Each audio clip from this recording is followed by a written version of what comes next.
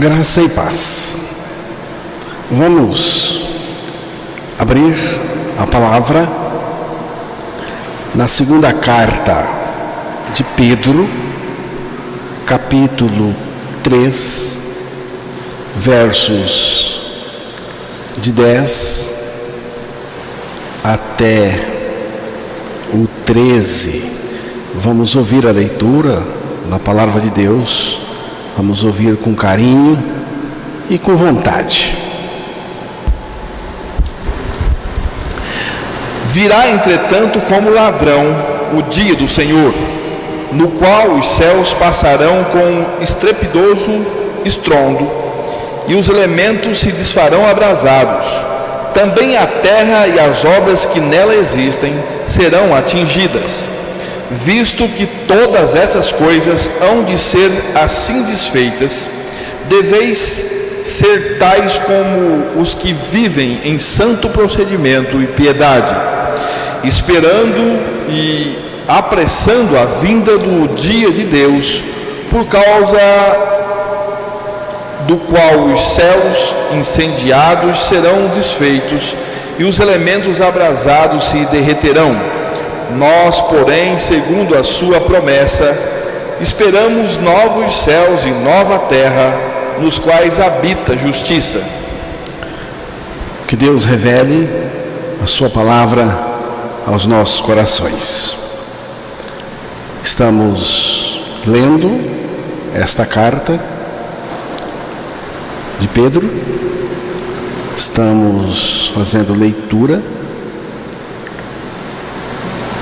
e a proposta é ler mesmo a palavra de Deus e deixar que ela fale aos nossos corações.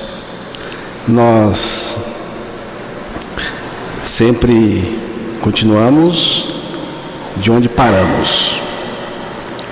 E falamos da última vez aqui sobre a vinda do Senhor neste capítulo, principalmente sobre os escarnecedores que questionam a promessa da vinda do Senhor, os falsos mestres.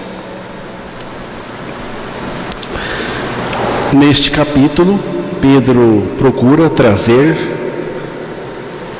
a lembrança dos leitores, dos irmãos, a infalível verdade da parousia, assim é chamada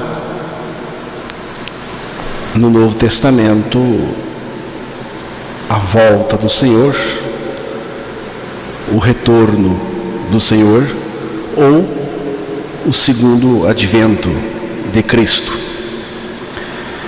Pedro também refutou os escarnecedores que nos últimos dias negarão esta doutrina da volta do Senhor.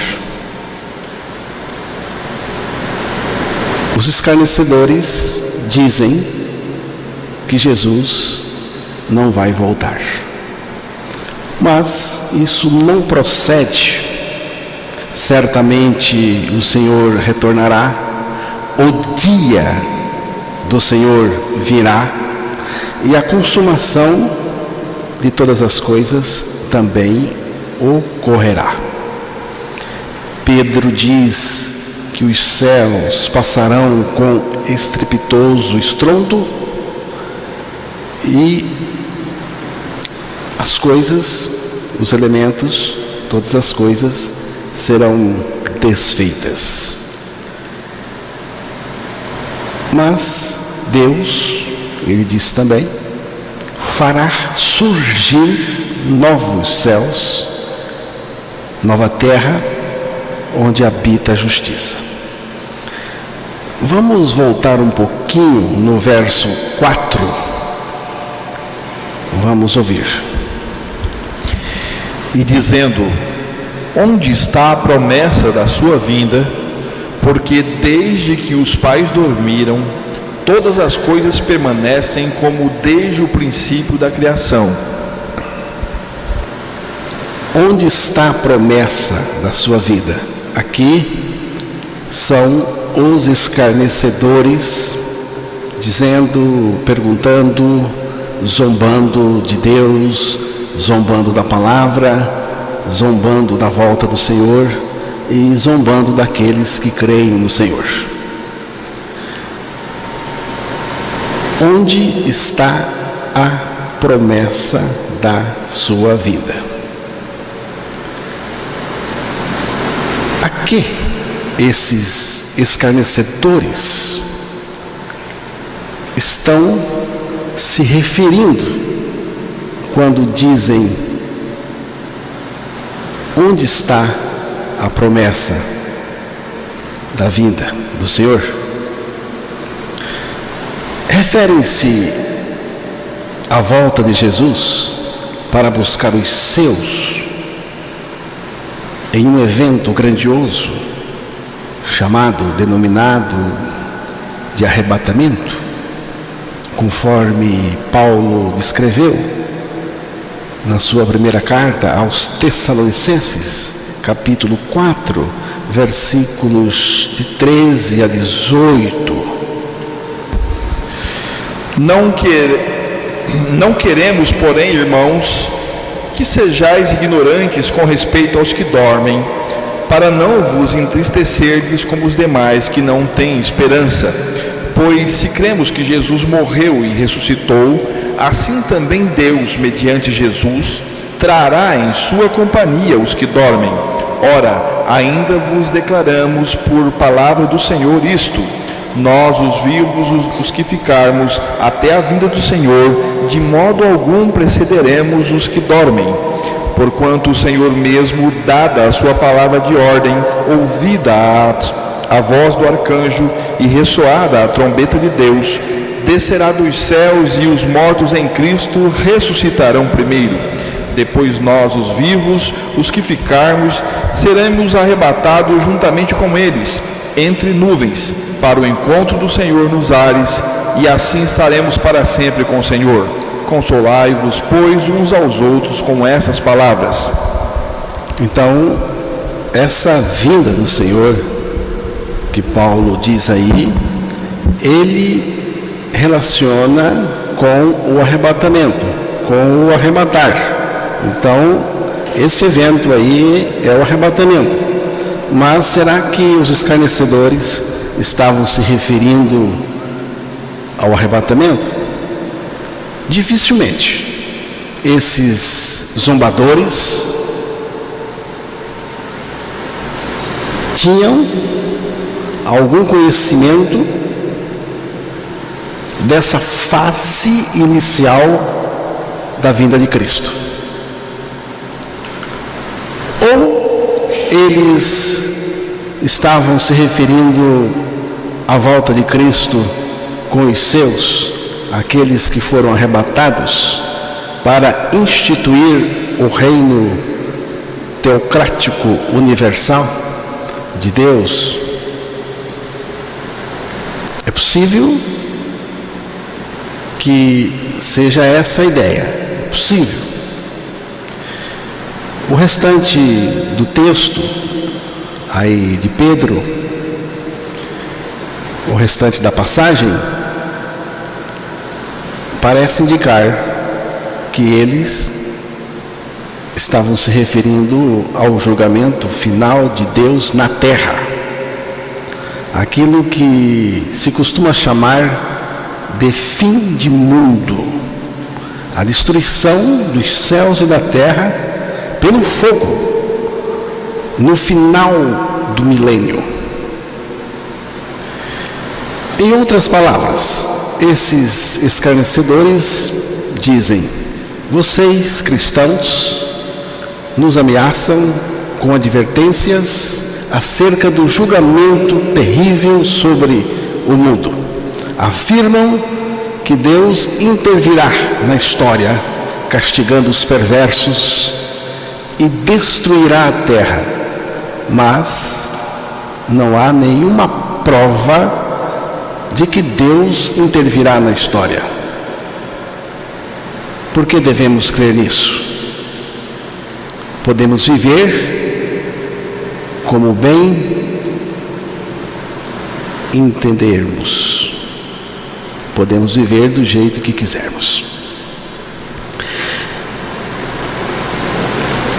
Devemos considerar que a primeira etapa ou fase inicial da volta de Cristo, o arrebatamento, no qual Jesus vem para buscar os seus, a igreja de Cristo, a igreja regenerada, santa, os nascidos de novo.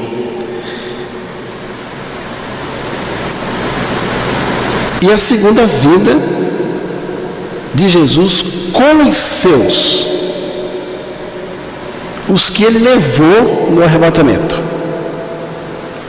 Nós que fomos levados na época do arrebatamento, voltaremos com o Senhor, e aí teremos o milênio, o reino de 1000 anos, a destruição de todas as coisas que Pedro descreve, no fim do milênio, o juízo final, o juízo do grande trono branco e o estado eterno. Aí, o que vai ter aí, daí em diante, é só eternidade, eternidade em eternidade. Mas tem outras posições. Outros estudiosos até de respeito, com outras posições a respeito desta questão. Eu estou com aqueles que pensam assim. Eu sou muito tendente a ficar por aqui. Arrebatamento do Senhor primeiro, depois a grande tribulação, no final da grande tribulação o retorno de Cristo com aqueles que ele arrebatou, a instituição do milênio, no final do milênio a destruição da terra com fogo, e temos o juízo final do grande trono branco e o estado eterno e a criação de novos céus, nova terra e também a nova Jerusalém, e depois o estado eterno. Eu sou tendente a ficar por aqui. Há 3 acontecimentos que eu queria compartilhar com os irmãos também, que podem ser vistos como purificadores do universo, no que diz respeito ao que sobrou da maldição, para que o reino eterno seja manifesto totalmente. O primeiro acontecimento é a libertação de Satanás e a rebelião satanicamente inspirada por ele no fim do milênio, no final do milênio. A purificação da terra pelo fogo, que vamos ainda enfatizar um pouco, e o julgamento dos ímpios pecadores no juízo do grande trono branco. Aí temos a ressurreição dos ímpios pecadores desde Caim até o último. Apocalipse 20, capítulo 20, versículo 2, 3, 7, 8 e 9. Ele segurou o dragão, a antiga serpente, que é o diabo, Satanás, e o prendeu por 1000 anos. Lançou-o no abismo, fechou e pôs selo sobre ele, para que não mais enganasse as nações, até se completarem os 1000 anos. Depois disso, é necessário que ele seja solto pouco tempo. Quando, porém, se completarem os 1000 anos, Satanás será solto da sua prisão e sairá a seduzir as nações que há nos 4 cantos da terra, Gog e Magog, a fim de reuni-las para a peleja. O número dessas é como a areia do mar. Marcham então pela superfície da terra e sitiam o acampamento dos santos e a cidade querida. Desceu, porém, fogo do céu e os consumiu. Está nítido aí que João, o apóstolo João, retrata esse acontecimento da soltura de Satanás no final do milênio. E é um acontecimento que abala qualquer imaginação. João mostra que a prisão de Satanás não ocorrerá até a segunda vinda de Jesus. Também está nítido aí. Satanás, então, permanecerá preso até o fim do milênio ou dos 1000 anos. Então, Satanás será solto antes da união do reino milenar, teocrático de Jesus com o reino eterno também de Jesus, é tudo o reino de Deus, que desembocará no estado eterno, quando teremos a consumação de tudo. Por que Satanás foi solto? Ele estava preso no poço do abismo, com selo, sem nenhuma condição de sair. Mas Deus também não precisava fechar o poço, bastava colocar lá e dizer: não sai, porque Deus tem este poder. Mas aí diz que ele foi acorrentado. Por que Satanás foi solto? Você vê que ele sai, ele foi solto para seduzir as nações dos 4 cantos da terra, nas mais distantes regiões da terra. Ele saiu para seduzir, para liderar uma rebelião, porque ele é o rebelde maior.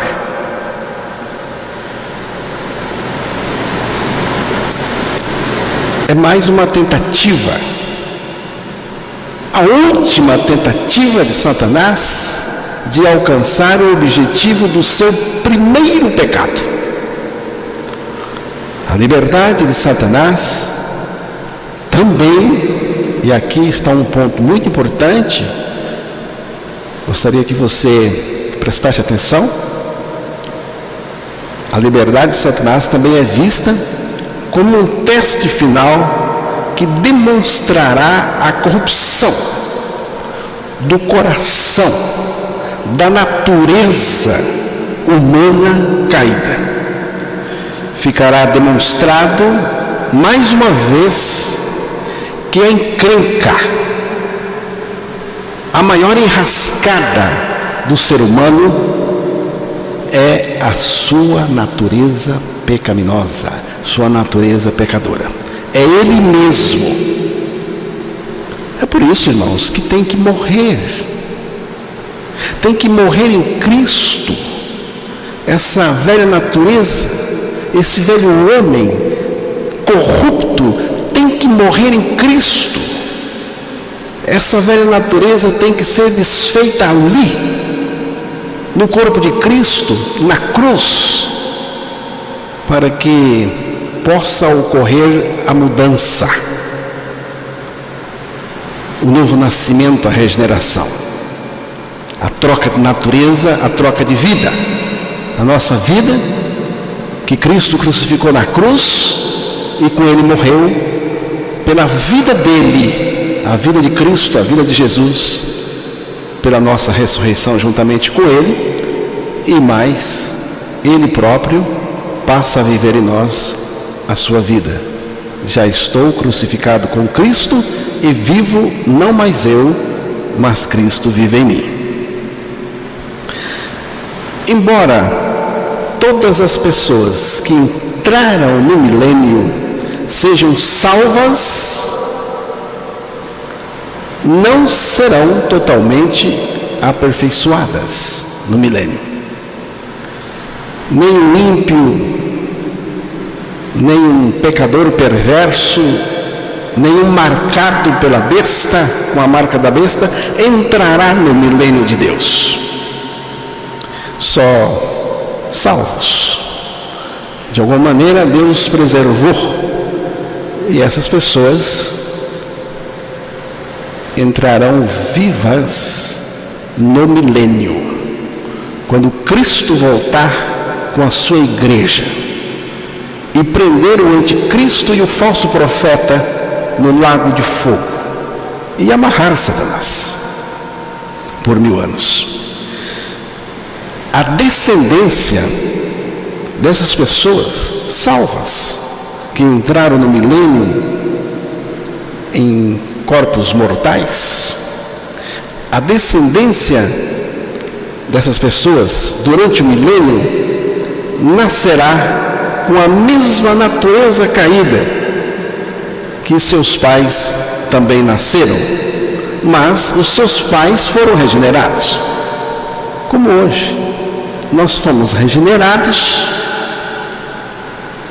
morremos com Cristo na cruz, ressuscitamos com Cristo, ganhamos a vida de Deus, a vida de Cristo em nós, Cristo mesmo vive em nós, mas nós geramos filhos pecadores, ímpios, portadores da velha natureza, e esses filhos precisam ouvir a palavra e nascer de novo também, para serem mudados.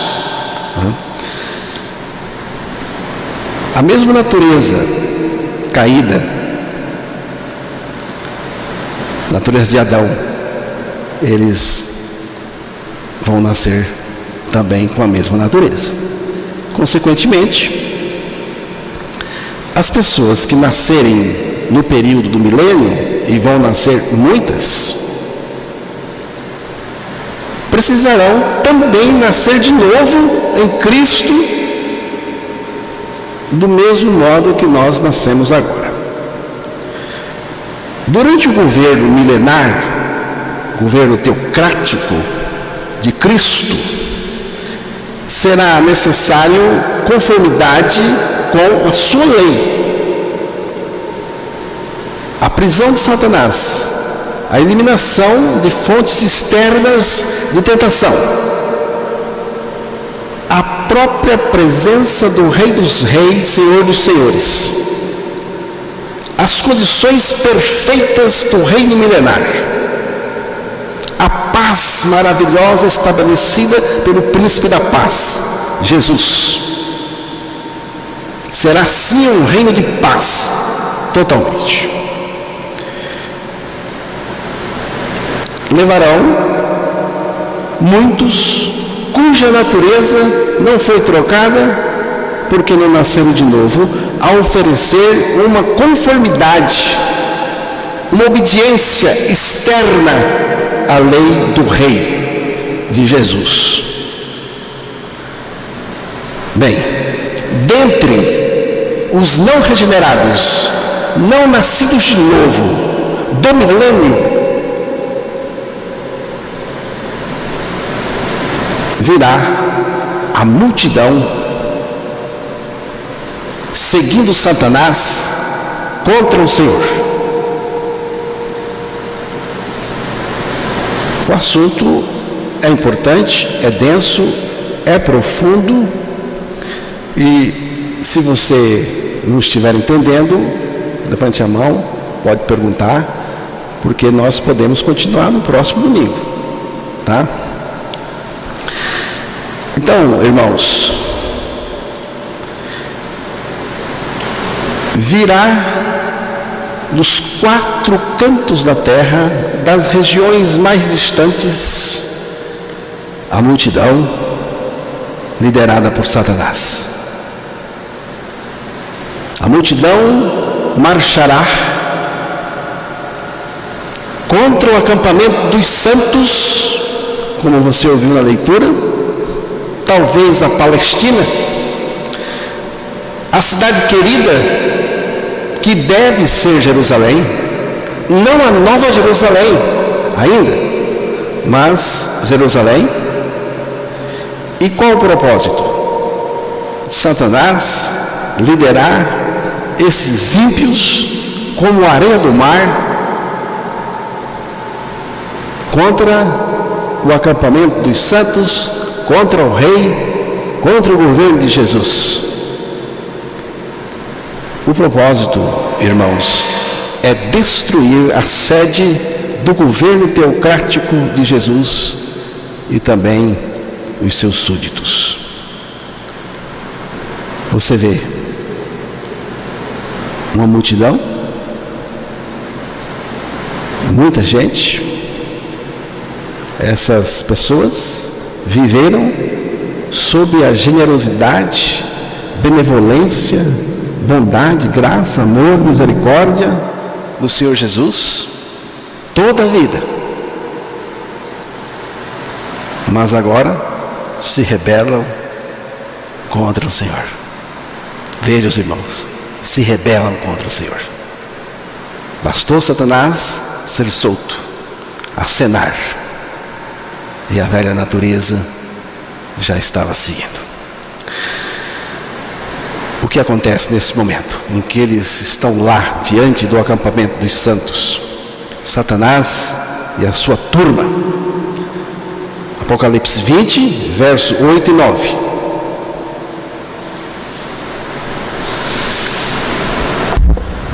E sairá a seduzir as nações que há nos 4 cantos da terra, Gog e Magog, a fim de reuni-las para a peleja. O número dessas é como a areia do mar. Marcharam então pela superfície da terra e sitiaram o acampamento dos santos e a cidade querida. Desceu, porém, fogo do céu e os consumiu. Desceu fogo do céu e os consumiu. O diabo, o sedutor deles, foi lançado para dentro do lago de fogo, onde já se encontram a besta, o anticristo e o falso profeta. Foram os primeiros e serão atormentados de dia e de noite pelos séculos dos séculos. Assim, Jesus retira toda a incredulidade do reino teocrático e une esse reino, o reino milenar, com o reino eterno. E aí teremos o estado eterno. Mas vamos enfatizar ainda um pouco mais a questão do fogo. Fogo desce fogo do céu. Não coloca detalhes, não diz como foi, só diz que desceu. Mas Pedro, que é o capítulo que nós estamos estudando, Pedro, sim, esse descreve esse acontecimento de uma maneira mais detalhada no capítulo 3 da sua segunda carta. Você pode ler lá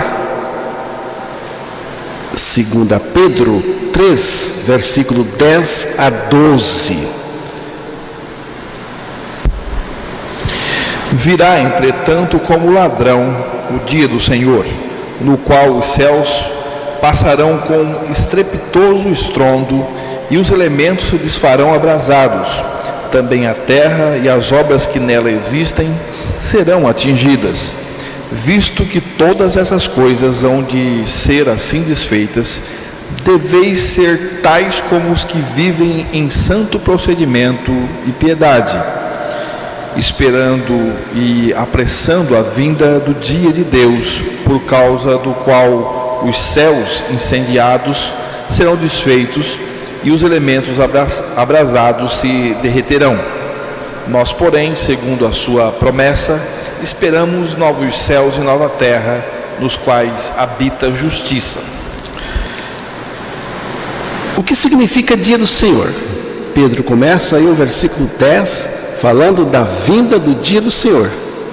Tem a vinda do Senhor e a vinda do dia do Senhor, e ainda falou do dia de Deus. Não dá para dizer que isso tudo aí é o arrebatamento da igreja. Tem diferença. Dia do Senhor. O que significa dia do Senhor? Dia do Senhor é aquele tempo em que Deus entra em juízo com o mundo, com alguém, com alguma coisa. Principalmente com alguém, né?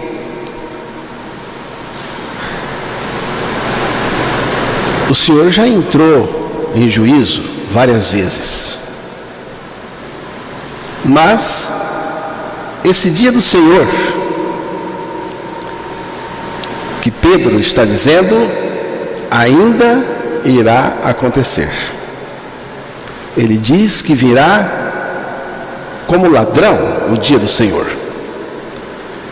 O objetivo de Pedro, irmãos, não é falar de modo bem detalhado como serão os eventos do futuro, mas advertir seus leitores que de fato o Senhor voltará, e voltará de um modo inesperado.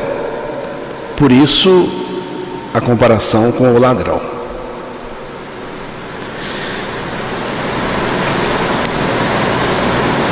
Pedro afirma que o dia do Senhor virá como ladrão.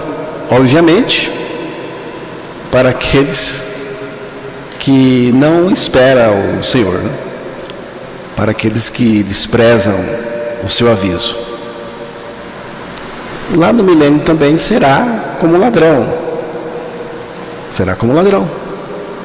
A multidão está numa boa, tem tudo. Aí diz acerca do dia do Senhor, diz assim, no qual, se referindo ao dia do Senhor, diz aí, irmãos, coisas terríveis. O que vai dizer aí, nenhum diretor de cinema seria capaz de imaginar. Muitos filmes já foram feitos, destruindo o mundo, com água. Mas o que você vai ver agora, nenhuma mente humana seria capaz, e ninguém poderia ficar numa boa diante disso, porque a coisa aqui é tremenda. Aí diz que no dia do Senhor, se referindo ao dia do Senhor, os céus passarão. Preste atenção, irmãos, os céus passarão com estrepitoso estrondo, e os elementos se desfarão abrasados, como uma madeira seca queimando, um capim queimando. Está aqui abrasado, queimando. E também a terra também, e as obras que nelas existem serão atingidas.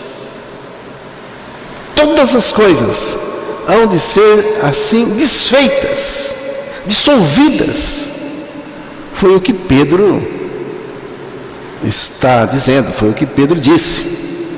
A vinda do dia de Deus, por causa do qual, presta atenção, por causa do dia de Deus, do dia do Senhor, do dia de Deus, por causa do qual os céus, preste atenção na cena, incendiados, serão desfeitos e os elementos abrasados derreterão. Irmãos, o céu vai derreter, vai queimar. Os céus incendiados. É para meter medo mesmo. Pense, o céu pegando fogo, os elementos derretendo. Que céu são esses? O céu que enxergamos a olho nu, o céu que não enxergamos a olho nu, significa então o vasto cosmos, o universo, o cosmos de Deus, com bilhões de galáxias, estrelas, sol, tudo, que são bilhões de elementos. E tem o céu, onde Deus habita, e os remidos também. Esse não. Esse céu onde Deus habita não vai ser atingido, não vai ser queimado, pois não foi contaminado com o pecado.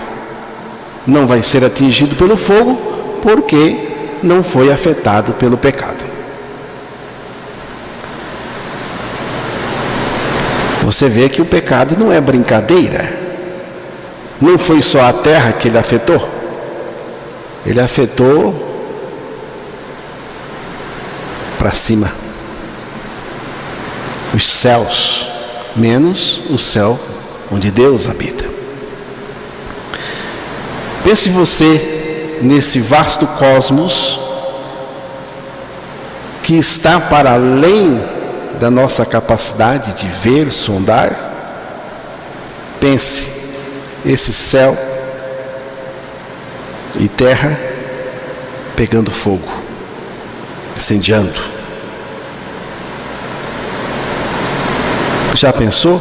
Já imaginou um incêndio dessa proporção?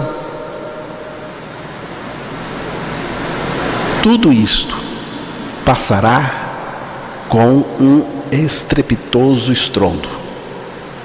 O universo derreterá pelo fogo. Os céus incendiados, desfeitos, derretidos. O teto do universo vai cair. Até o sol vai queimar. Até o sol. Em 1985, o então presidente da União Soviética falou que ela, a União Soviética, na época, tinha um arsenal atômico capaz de destruir o mundo 27 vezes. Mas destruir para não ficar um mosquito, um mosquitinho. Não estamos contando os Estados Unidos, que o potencial ainda é maior.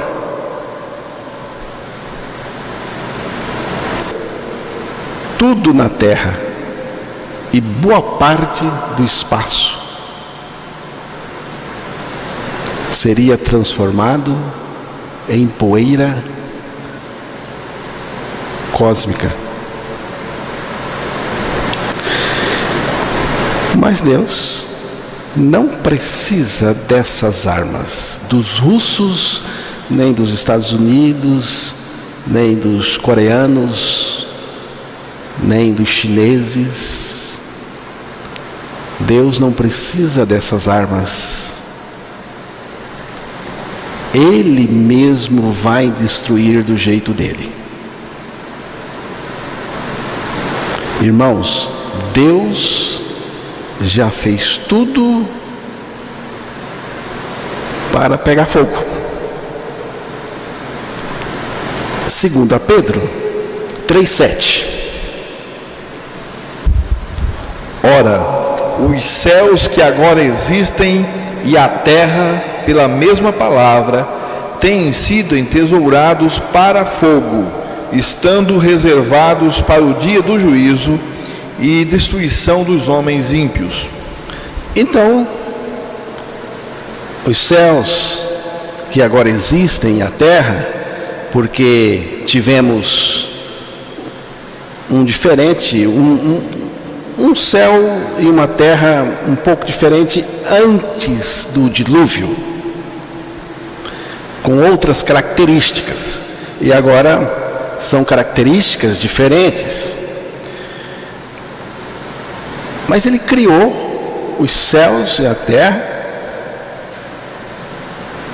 e pela palavra têm sido entesourados para o fogo, estando reservado. Então Deus reservou para o dia do juízo e destruição dos homens ímpios. Qual é o estado físico do fogo? Nenhum. Como o fogo não é formado por matéria, assim dizem, ele não pode ser encaixado em nenhum estado físico. Apesar de vermos, sentirmos a chama, ela é só energia. Dizem que o fogo pega na madeira quando ultrapassa os 260 graus. Tem energia em toda a matéria. Irmãos, se essa imensa carga de energia que tem na matéria fosse liberada e aquecida, e Deus pode fazer isso, incendeia tudo pelo caminho. Faça Deus quiser, o fogo vai vir de cima para baixo, pegando. O fogo vai ser tão intenso, como eu disse para os irmãos, até o sol vai queimar. O dia do Senhor, esse que Pedro fala, começa na grande tribulação, depois do arrebatamento da igreja, até o novo céu e nova terra após o milênio. Haverá juízo com fogo, sim, irmãos, na grande tribulação, e grande. Mas esse que Pedro fala parece não ser o mesmo acontecimento. Pedro não diz que no dia do Senhor começa a dissolução da terra atual, mas que no dia do Senhor essa dissolução acontecerá. Tem diferença. Pedro parece, irmãos, é o que acho que estou vendo, né? Pedro parece relacionar a dissolução, o desfazer dos atuais céus e terra à ocasião da destruição dos homens ímpios. 2 Pedro 3,7. Lê novamente. Ora, os céus que agora existem e a terra, pela mesma palavra, têm sido entesourados para fogo, estando reservados para o dia do juízo e destruição dos homens ímpios. Viram? E nós sabemos, com base em Apocalipse 20, versículo de 11 a 15, que esse juízo e essa perdição dos homens ímpios acontecerão no julgamento do grande trono branco após o milênio. Pode ler aí. Vi um grande trono branco e aquele que nele se assenta, de cuja presença fugiram a terra e o céu, e não se achou lugar para eles. Vi também os mortos e os grandes e os pequenos, postos em pé diante do trono. Então se abriram os livros. Ainda outro livro, o livro da vida, foi aberto, e os mortos foram julgados segundo as suas obras, conforme o que se achava escrito nos livros. Deu o mar os mortos que nele estavam. A morte e o além entregaram os mortos que neles havia, e foram julgados um por um, segundo as suas obras. Então a morte e o inferno foram lançados para dentro do lago de fogo. Esta é a segunda morte, o lago de fogo. E se alguém não foi achado inscrito no livro da vida, esse foi lançado para dentro do lago de fogo. Você vê, se o julgamento dos ímpios, julgamento, destruição e perdição dos ímpios, vai ser aí, nesse ponto, nesse juízo final do milênio, então tudo indica que Pedro está escrevendo para lá. O verso 11, veja que no verso 11 tem algo interessante aí. Visto que todas essas coisas hão de ser assim desfeitas, deveis ser tais como os que vivem em santo procedimento e piedade. É Apocalipse. Apocalipse 20, verso 11. Vi um grande trono branco, e aquele que nele se assenta, de cuja presença fugiram a terra e o céu, e não se achou lugar para eles. Que coisa, irmãos. Aqui tem algo que extrapola a imaginação. Vi um grande trono branco, e aquele que nele se assenta, preste atenção, de cuja presença fugiram a terra e o céu. E para mostrar que fugiram mesmo, diz aqui, e não se achou lugar para eles. O que é isto? Diz aí que a terra e o céu fugiram da presença do Senhor, mas não indica o meio pelo qual isso acontece, isso realiza. Só diz que a terra e o céu fugiram, o lugar ficou, eles fugiram, mas não diz como. Bem, aí não diz como, mas Pedro diz como. Pedro indicou o meio pelo qual a terra se desfez. É assim que ela sumiu. E o céu também. Ou como a dissolução da terra e do céu acontece. Não há contradição aqui. Então pode-se dizer que a purificação total, tanto da terra como dos céus, é o ato de Deus no fim do milênio, após a rebelião de Satanás, rebelião final de Satanás. Então teremos a ressurreição dos ímpios, desde Caim até os mortos da rebelião final do milênio, no final do milênio. E tem mais, irmãos, não haverá salvação nesse juízo. Serão ressuscitados para receber, como diz a palavra, a segunda morte. Apocalipse 20, verso 14. Então a morte e o inferno foram lançados para dentro do lago de fogo. Esta é a segunda morte, o lago de fogo.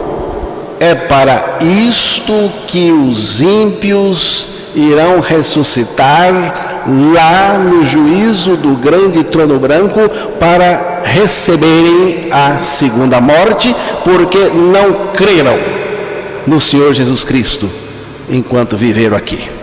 É a separação eterna do reino de Deus. É o ato final no projeto divino realizado para que Deus seja tudo em todos. 1 Coríntios, capítulo 15, verso 28. Quando, porém, todas as coisas lhe estiverem sujeitas, então o próprio Filho também se sujeitará àquele que todas as coisas lhe sujeitou, para que Deus seja tudo em todos. Que já é o estado eterno. Então, irmãos, após a dissolução dos céus e da terra atuais, no fim do milênio, Deus criará novos céus e nova terra. Nós, porém, segundo a sua promessa, esperamos novos céus e nova terra, nos quais habita a justiça. Foi o que Pedro disse na sua segunda carta, capítulo 3, verso 13. Mas João também disse em Apocalipse, capítulo 21, verso 1: Vi novo céu e nova terra, pois o primeiro céu e a primeira terra passaram e o mar já não existe. E o profeta Isaías também disse. Isaías 65, verso 17, e depois 66, o verso 22. Pois eis que eu crio novos céus e nova terra, e não haverá lembrança das coisas passadas, jamais haverá memória delas. Porque como os novos céus e a nova terra que hei de fazer estarão diante de mim, diz o Senhor, assim há de estar a vossa posteridade e o vosso nome. Então, irmãos, assim Deus criou novos céus e nova terra para ser o palco da sua administração teocrática e o cenário do seu reino eterno, estado eterno. E tem mais, porque sempre tem mais e cada vez melhor. O próprio Deus estará com a gente no novo céu e nova terra. O próprio Deus estará com a gente no novo céu e na nova terra. Apocalipse 21, 3.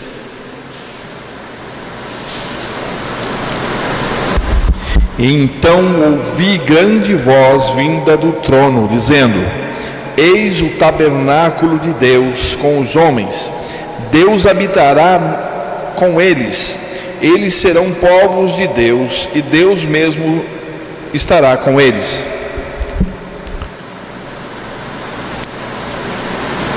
Eis o tabernáculo de Deus com os homens, Deus habitará com eles. Ele, quem é Ele? Ele é o Cordeiro de Deus, Ele é o Senhor Jesus Cristo. Ele foi Deus conosco.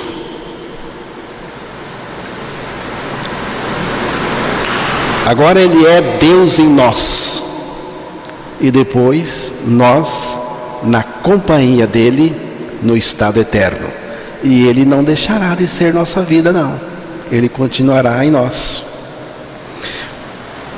O destino eterno dos santos está relacionado principalmente com uma pessoa e não um lugar. Embora o lugar seja real, novos céus, nova terra e nova Jerusalém, o nosso destino eterno é uma pessoa, a pessoa de Jesus Cristo. Nada pode ser melhor, nem maior do que a pessoa de Jesus Cristo. Nada pode ser melhor, nem maior do que a pessoa em cuja presença o crente verdadeiro, nascido de novo, foi transportado. E ele continuará sendo a nossa vida. João 14:3. Já estamos terminando. Então vamos ainda ler mais os 2, 3 textos, mas já estamos terminando. João 14:3. E quando eu for e vos preparar lugar, voltarei e vos receberei para mim mesmo, para que onde eu estou estejais vós também. E quando eu for e vos preparar lugar, voltarei. Que promessa maravilhosa! E vos receberei para mim mesmo. Preste atenção. Aqui está dizendo que Jesus vai nos receber para Ele mesmo. Ele nos quer para Ele, no novo céu, na nova terra, na nova Jerusalém, em qualquer lugar. Ele nos quer para Ele. Vos receberei para mim mesmo, para que onde eu estou, estejais vós também. Se Ele não está, eu também não quero estar. Se Jesus não está, irmãos, nada faz sentido. Nem mesmo nova terra, novo céu. Sem Ele nem existe novo céu e nova terra. Não. E o texto que já foi lido para nós, no início, diz assim: assim estaremos para sempre com o Senhor. Preste atenção. O nosso foco lá é o Senhor. Estaremos para sempre com o Senhor. João 17:24.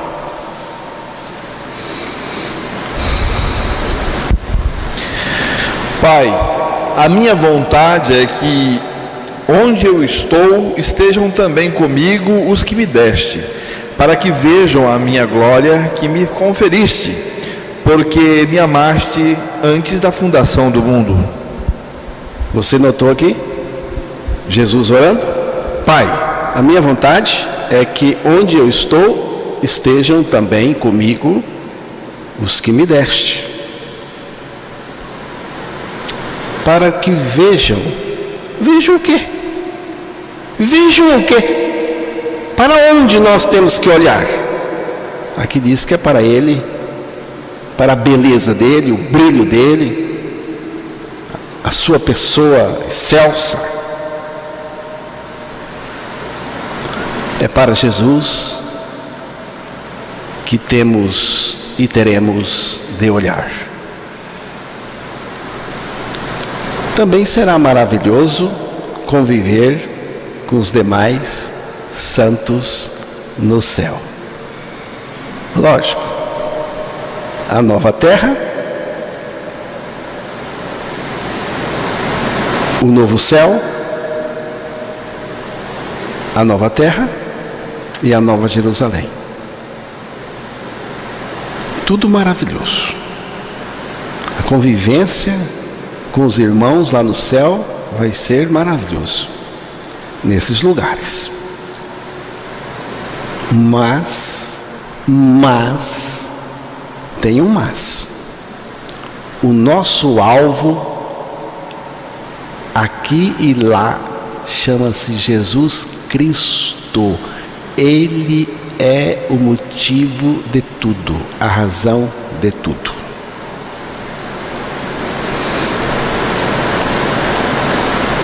Eu lhe peço, se você não nasceu de novo ainda, então creia, e creia já, agora mesmo, a sua morte e ressurreição em Cristo. E com essa experiência, você poderá confessar que nasceu de novo em Cristo. E mais, Cristo viverá em você a sua vida justa e santa. E me encontre no novo céu, na nova terra, na nova Jerusalém, pela misericórdia do Senhor, onde viveremos para o seu eterno louvor e honra. Aí tudo vai ser eternidade, de eternidade a eternidade. Vou querer ver os irmãos lá, vou querer ver. Não fique, porque eu não vou poder ficar triste lá, mas vou poder ficar alegre se eu te ver lá. Amém?